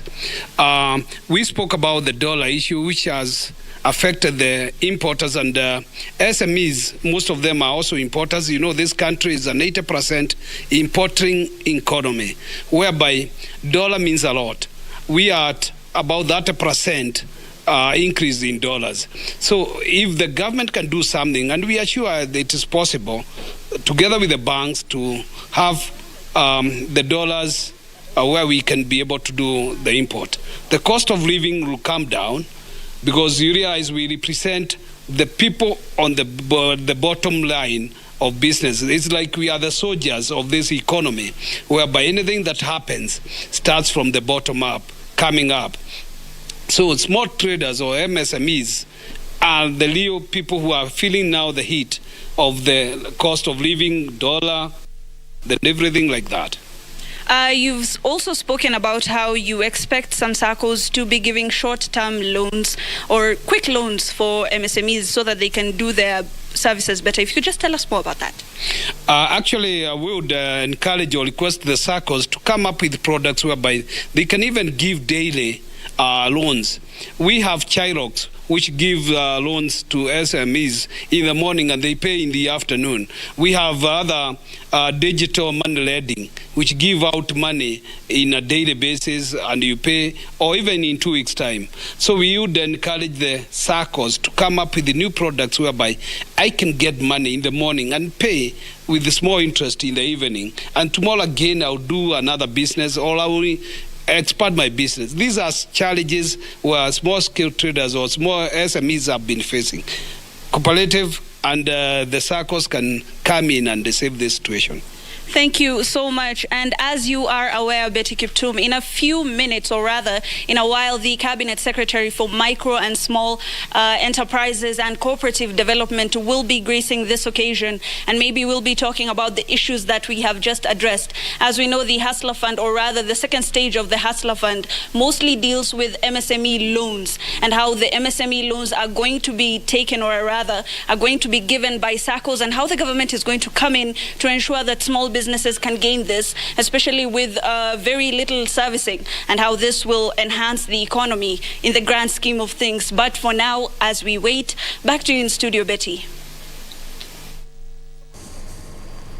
Thank you very much, Ibak Said. They're coming to us from the Radisson Blu, where the cooperatives are just looking for solutions to help SMEs access funding. Remember that SMEs are the mainstay of Kenya's economy, providing over 80% of the jobs that are in the market, and of course financing them to make sure that they go beyond their third year is very important. Of course, the truth is that most SMEs die or close shop before they reach their third birthdays, but we hope that that changes with increased access to credit. Now we want to take you to the Stanley Hotel, where the European Union is hosting the Kenya Business Forum. Our reporter Caro Njenga is on the ground there. Caro, what do you have for us?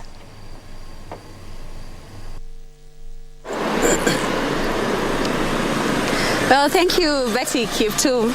Of course, we are actually around here at Kenya Broadcasting Corporation after the conclusion of the EU-Kenya Business Forum.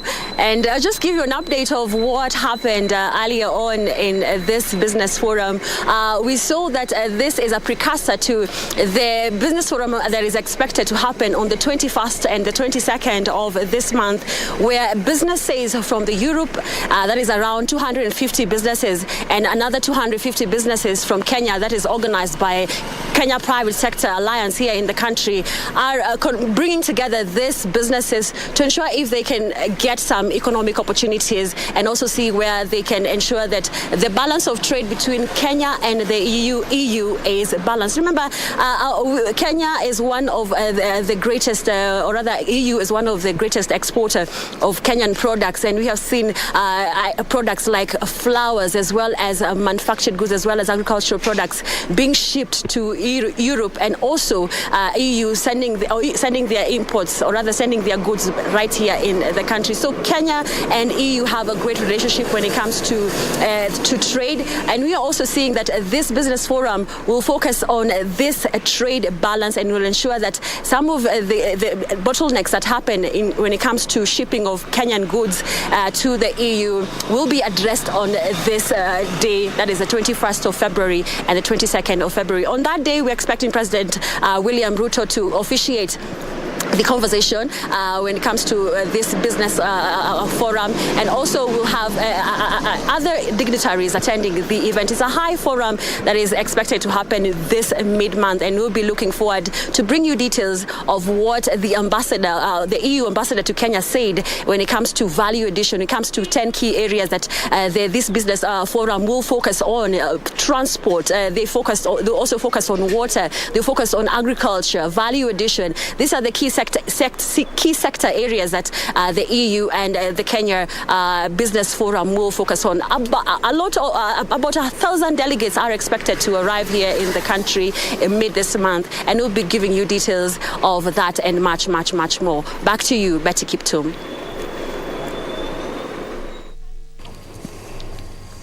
Thank you very much, Karun Jenga there. Of course, she's already here working on that story, and she'll be giving us the details in our 1 p.m. bulletin. But as she has said, the EU Business Forum is going to bring together about 1,000 delegates from the 21st of February, and much of the conversation will be around ensuring that the trade imbalance between Kenya and EU is narrowed, and to ensure that Kenya, of course, will have to front its interests in terms of ensuring that farmers and other producers are accessing that particular market in the EU, and of course to ensure that the standards by Kenyan farmers are met. Karun Jenga right there with us. Now, we shall be giving you the details of that. But here in studio, I'm with David Kingo, and we are talking about the state of the economy. And coincidentally, we were talking about matters agriculture in terms of value addition to ensure that the production is increased in the country. Please go ahead. Yes, and the concept of aggregate that we talked before is that as a single farmer, I not be able to convince the European Union that I have onion that are perhaps and I can sell to you, but when 12 people coming together and forming aggregator, they're able to face market. So we need a structure and refocus about agriculture marketing in this country. We cannot have someone who says we market for Kenya and that person does not understand even at what time we are growing maize, even at what time we are growing beans. So we need to connect. We need the farmers to do their own thing, both locally and international. We need to connect the farmers with the market. Let the farmer deal with the consumer. Have a framework whereby the farmer is dealing with the consumer. It's the same like football. If you have a footballer running the football affairs, of course they run one. So if you have a farmer running the farming affairs, of course they are able to understand. But the issue of reaching farmers individually, we have challenges. So we need to bring these farmers together. When you have that conversation together, of course, they're able to market out there in a better way. Of course, convergence is a very important thing. Yes. We want to get back to Junei Karisa. She is at the Pride Inn Hotel in Mombasa now. Well, she shall be giving us an update on the National Assembly closing. That is Junei Karisa. She shall be joining us in a little bit. I'm told that she's getting ready. But Kingo, as you were saying, that farmers need to come together to access markets much more easily. And currently that is happening within cooperatives, of course. More needs to be done, right? Yes, more needs to be done because even the concept of cooperatives, what you need to understand about aggregators in agriculture is this, that a cooperative will come and put farmers of different products together. So they are not able to speak from the same perspective. Okay. But aggregators will put farmers of maize together, farmers of beans together, farmers of wheat together. So they are able to face the market. And the objectives of cooperatives, they are not maybe perhaps the same as objectives of those aggregators, because those aggregators are farmers. They need to put money in their pocket when they sell out there, so they are eager to do that. So the drive is basically different. So cooperatives sometimes will have an aspect of financing, controlled operations, but not exactly money-wise in terms of farmers. So that concept might bring change. And traditionally, we used to have a product that was called French beans in this country that was really supported by aggregators. And when they would come companies and say that we have a company that perhaps produces French beans heavily in this country, and then they would have an outgrowers section. So in growers, this particular exporter of this product, exporting, planting for their own, in their own farms, leasing farms to produce French beans as a company themselves. Okay. That's company A. Then they'll have another section called outgrowers. Outgrowers is now they identify specific farmers and they make them, as I put them together, give them delivery books. So that particular people now are able to deliver to this particular marketer and able to sell out there. So if that particular marketer goes out there and tells, for us, the minimum that you can give us is 50 tons, then say, I will get 20 tons from what we produce as a company, then the rest push to farmers that are aggregators. That concept, and Mishiri have gone into hiding, or they have gone down the production of French beans. They are no longer being planted as they used to be, because that concept has come down. Let's hope that's a concept that can be adopted in the short term. Well, we are informed that Junaid Karisa is ready and she wants to speak with the Deputy Speaker of the National Assembly, Gladys Bose-Sholei, at the Pride in Mombasa. That is the National Assembly closing of the post-election seminar. Let's listen in to that. Junaid, what do you have for us?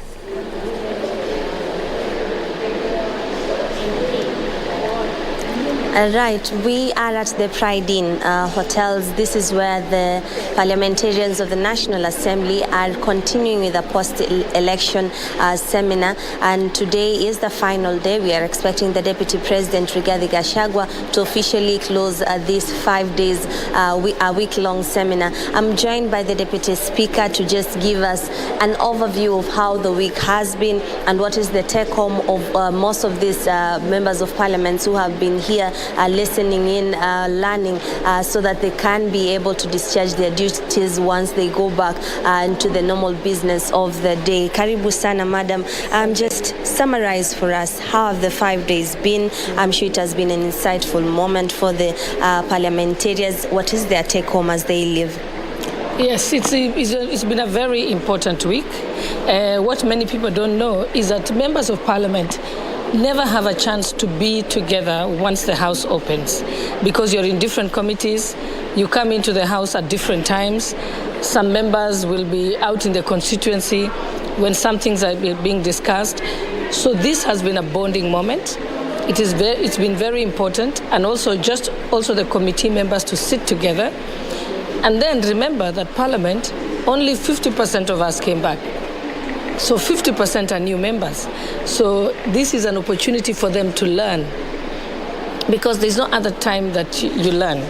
And people may think that parliamentarians have experience. You don't. Even when I came into Parliament, despite being a lawyer of many years standing, it was like starting class 1 again when I came into Parliament. You're learning all over again. The standing orders are new.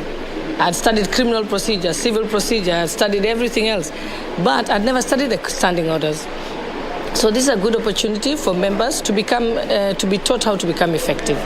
We have very seasoned parliamentarians who have come here.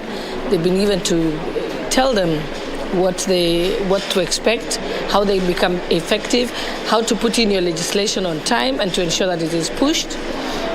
And so this is a very, very important process. Yes. Have been here, of course, from last week, where the contentious issue of the CDF was here.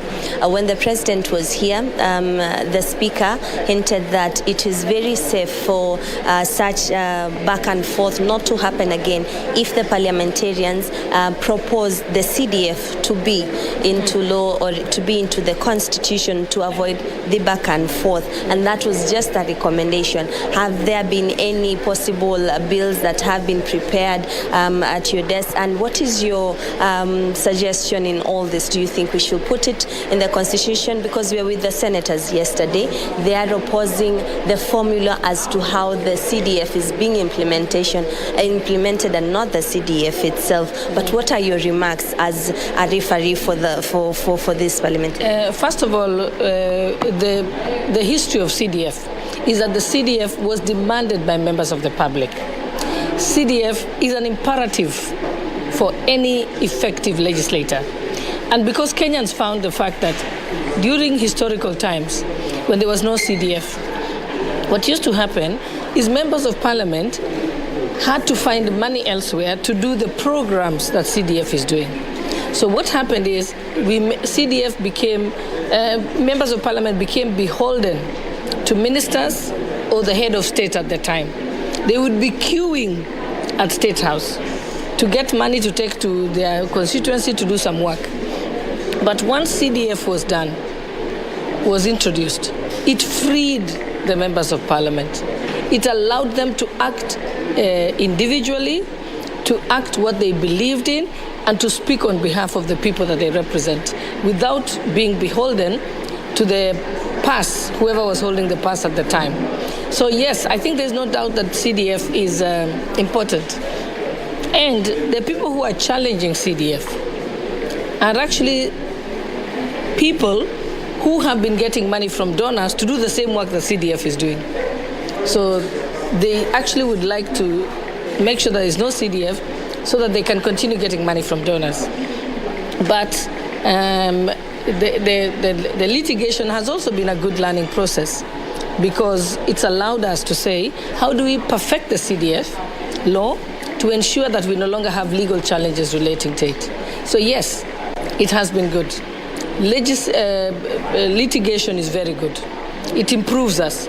Just the way we said with the election law. We had litigation in 2013, litigation at the Supreme Court in 2017, litigation in 2022. What it has done, it has made the Justice and Legal Affairs Committee and the Electoral Commission to perfect the law relating to elections. So the same way, the litigation that has come on CDF has helped us perfect it.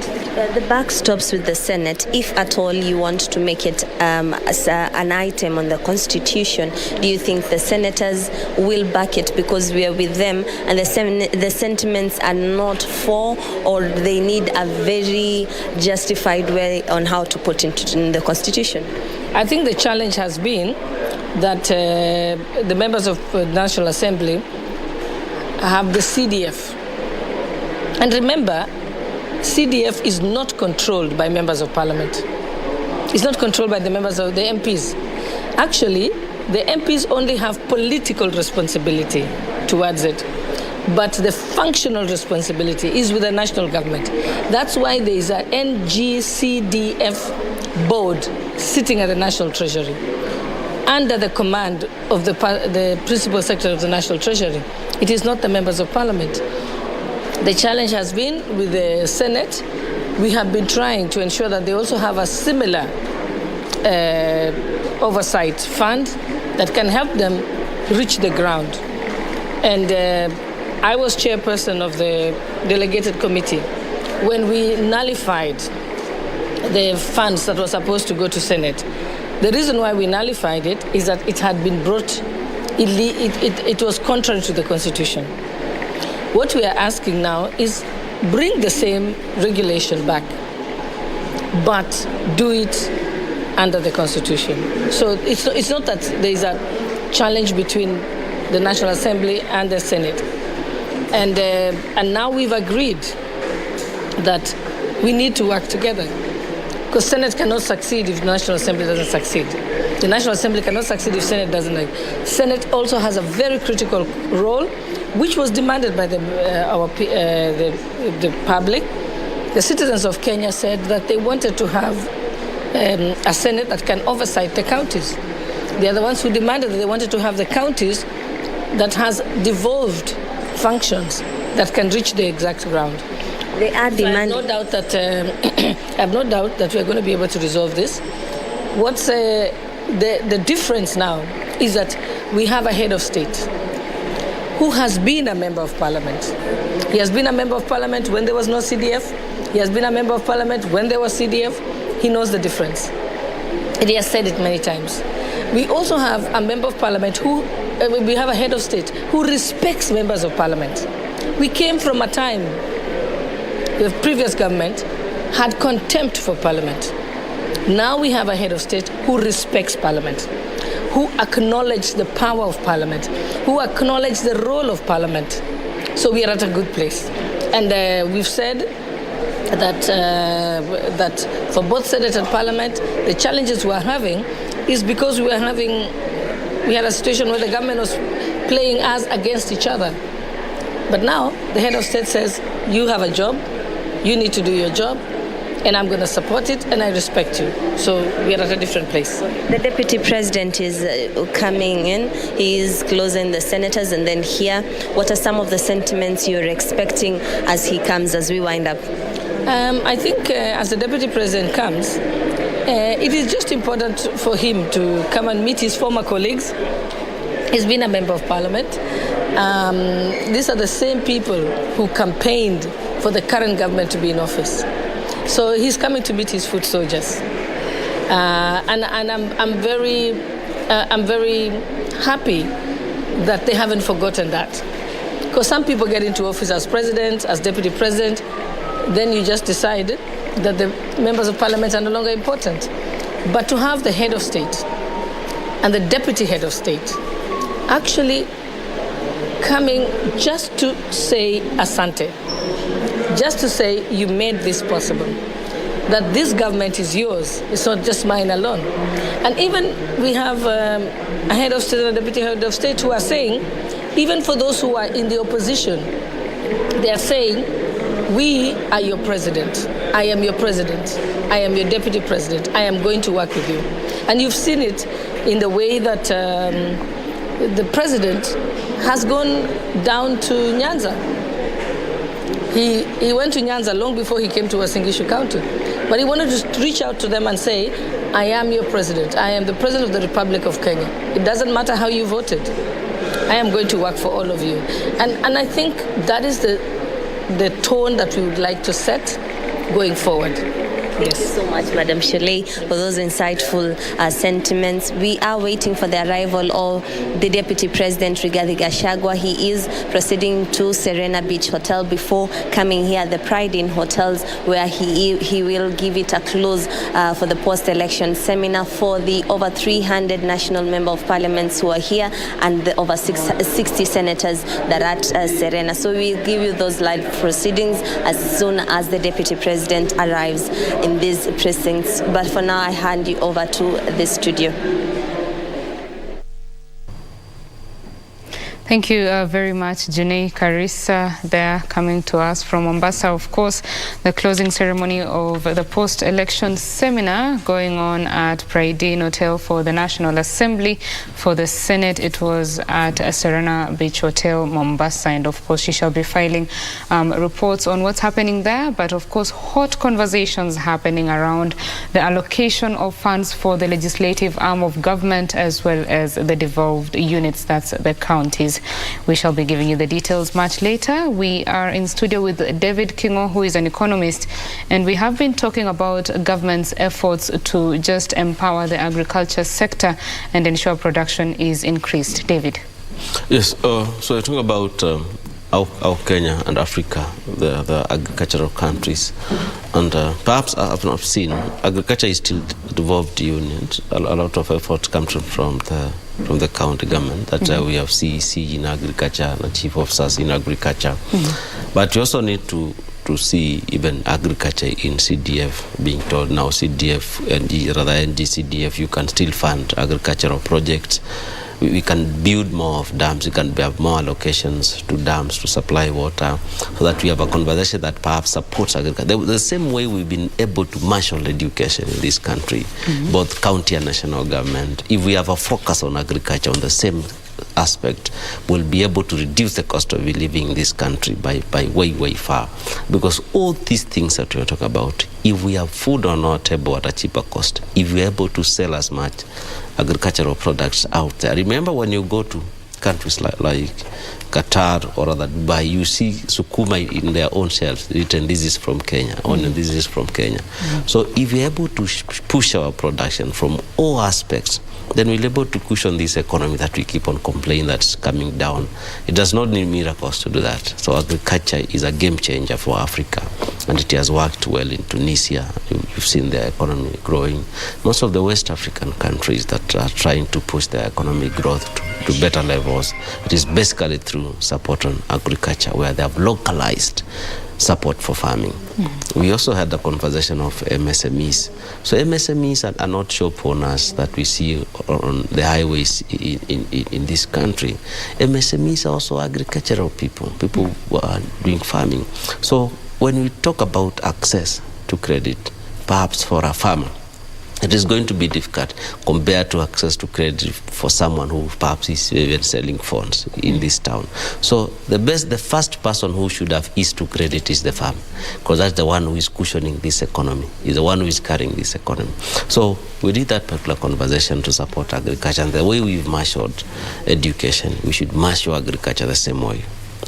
Kingo, we have been having these conversations for the longest time. Yes. I mean, the issues about access to credit for farmers, it has been a conversation that has been happening for a long time, and clearly some steps have been taken towards achieving that. Do you think enough is happening? Enough is not happening, and this is what I'll say. The farmer who wants to get money, even from a bank, has gotten for subsidized fertilizer. They have planted the first month of the rain, it is very okay. He has gone here, taken a loan of, let's say, 100,000. Then all of a sudden the rain stops. So the bank has lost. The security was the produce that was to come from that particular farm. It is not coming. So if they had charged another security, perhaps the parcel of land, the title deed or a cow for that particular farmer, that cow is sold by the auctioneers to pay that particular bank. So at the end of, because of borrowing a loan to finance agriculture, you have lost your cows and you have lost your land, perhaps. So all that aspect is what brings challenge. So if the farmer is well supported to guarantee of producing what he or she has planted, then credit can come in. Otherwise, we'll keep on talking about funding SMCs, but the SMCs that we are funding, they are not agricultural SMCs. So the government needs to understand what is funding agriculture until the output is there. Someone will fund a cow that is producing milk, because of course the milk is there and they can see, compared to someone who is funding agriculture or planting maize, because there is uncertainty whether we'll produce. So we need to put in water to these farmers to give guarantee that we are going to harvest. So when we have a guarantee that we are going to harvest, now the person who is called the financier, the banker, will come in and say, okay, now I can fund you. So if that concept is not enough, we need a credit guarantee scheme by the government that fund agricultural people in this particular area. The people in a certain area, they have a high probability of producing. So give those more loans, give more loans to those people. The people in this particular area, bring research companies. The only food that you can produce here is cassava. So if we have a farmer who is asking for a loan to plant cassava in this area, give him or her loan. So it is a combination of very many stakeholders to ensure that a farmer is able to be funded. But of course, the credit sector will not go to fund any farmer blindly, because we know rains are short-changing. Right. Yes. I like that you've brought in the issue of climate-resistant foods. Yes. There is the issue of diversification, both from a production perspective and a consumption perspective. Yes. When you talk to many farmers, I mean, they are planting what most farmers plant. Yes. Maize, rice in some areas, you know, depending on the region. So what will it take for diversification to be increased in this country? So as I said earlier, agriculture is a very wide discipline in terms of what we do. Number one is education in terms of the production patterns, or rather the planting patterns. So I plant maize today, I should plant beans next time. That knowledge is no longer with the farmers. Then the other issue is access to these particular seedlings that they need to plant. So by the time they're in a real situation, so it is on a Monday, we are expected rains, and by Friday the rain are coming. So we need to go and look for what we plant. Then I have a neighbor who has reserved 1 bag of maize. So he tells me, I can give you 10 kilos to start with. So by default I'll plant maize. But if I had money, I could have gone and bought something else. Then the government should now come in and educate farmers. So we are in January, or rather we're in February. So we need to start sending notices to primary schools for farmers to be notified. Go and tell your parents, to buy this particular type of seedling and reserve. The rain will come in a month so that it does not come to surprise to most of the farmers. Then the other concept is research. Soil research is of late being happening. So can we have government send extension officers to come to your land and tell you, for you to be able to produce, you need to use this type of manure, you need to plant this type of crop. And when we have that particular knowledge extended to farmers, then we're able to have a guaranteed output. Yes. For farmers who are currently struggling with drought and famine in some areas, is agriculture insurance the way to go? Agriculture insurance, rather, in agriculture, I think in around 2013, 2014, that concept was really being pushed, and many products were being developed by insurance companies. But the challenge came in terms of guarantee that these products that we're insuring, they are safe to an extent, the risk will not crystallize. That's how we say. But I'm guaranteeing the rains will not make it. So what do? I go and take insurance. And then, of course, the rain will not happen. So I'm not able to produce, and the insurance will able to compensate me. So the guarantee of production, the guarantee of an output in agricultural sector is what has challenged the insurance company. And we go back to the original concept. If water is supplied by the government through dams, then the insurance companies have confidence that the means that we've planted here, it is going to be produced, because water is there, everything that is needed support by the government is being given. We've subsidized cost of production in agriculture. So the insurance companies will come in. But it's quite risky for now, agriculture, to keep on pushing those products. Yes. So as you see it, the government came in, very robust initiatives, fertilizer subsidies, focused on reducing the cost of living. Clearly that is not happening in the short term. Do you think that within this 5-year term, the government will achieve its objectives on that front? Of course they ought to achieve, because where we stand as a country, we have only one option to achieve. So if the inflation was around 5%, then we would buy time and say, let us see how it goes. But at 9.9%, so if we don't do anything, we fall to double inflation. So the government has to put a lot of effort, and we've not seen an output with the current government. They are still doing meetings and frameworks. I'm sure you've seen several of them. So when they are done with the framework setups, then we see what they're going to roll out to the economy.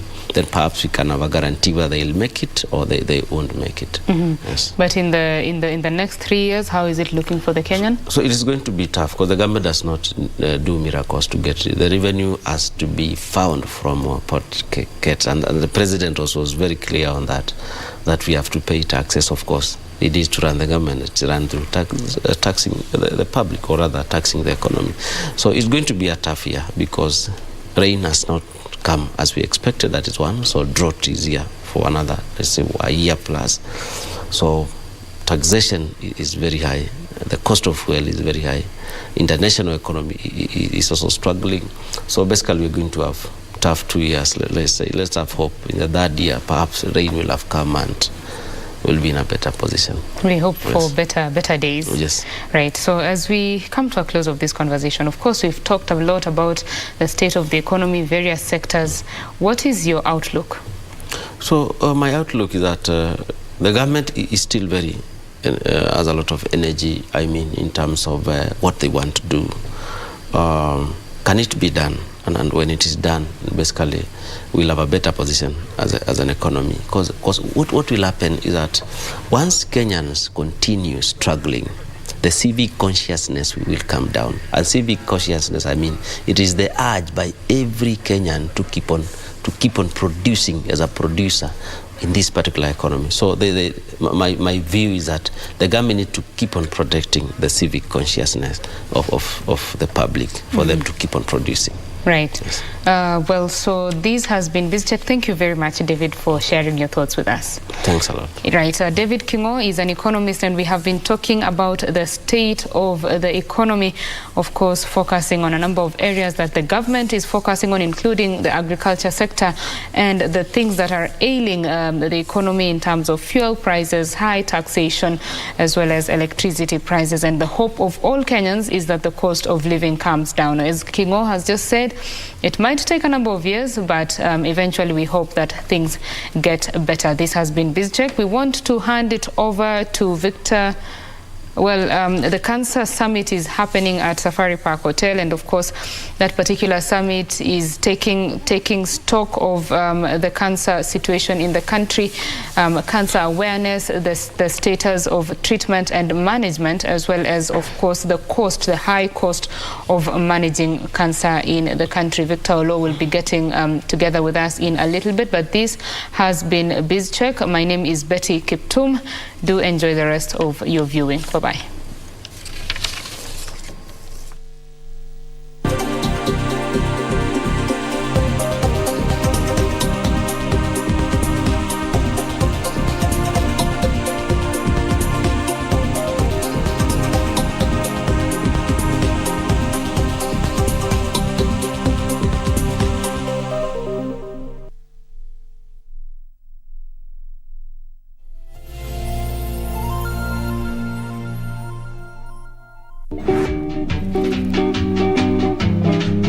Nikapikwa ile inaitwa nini, Scandinavia.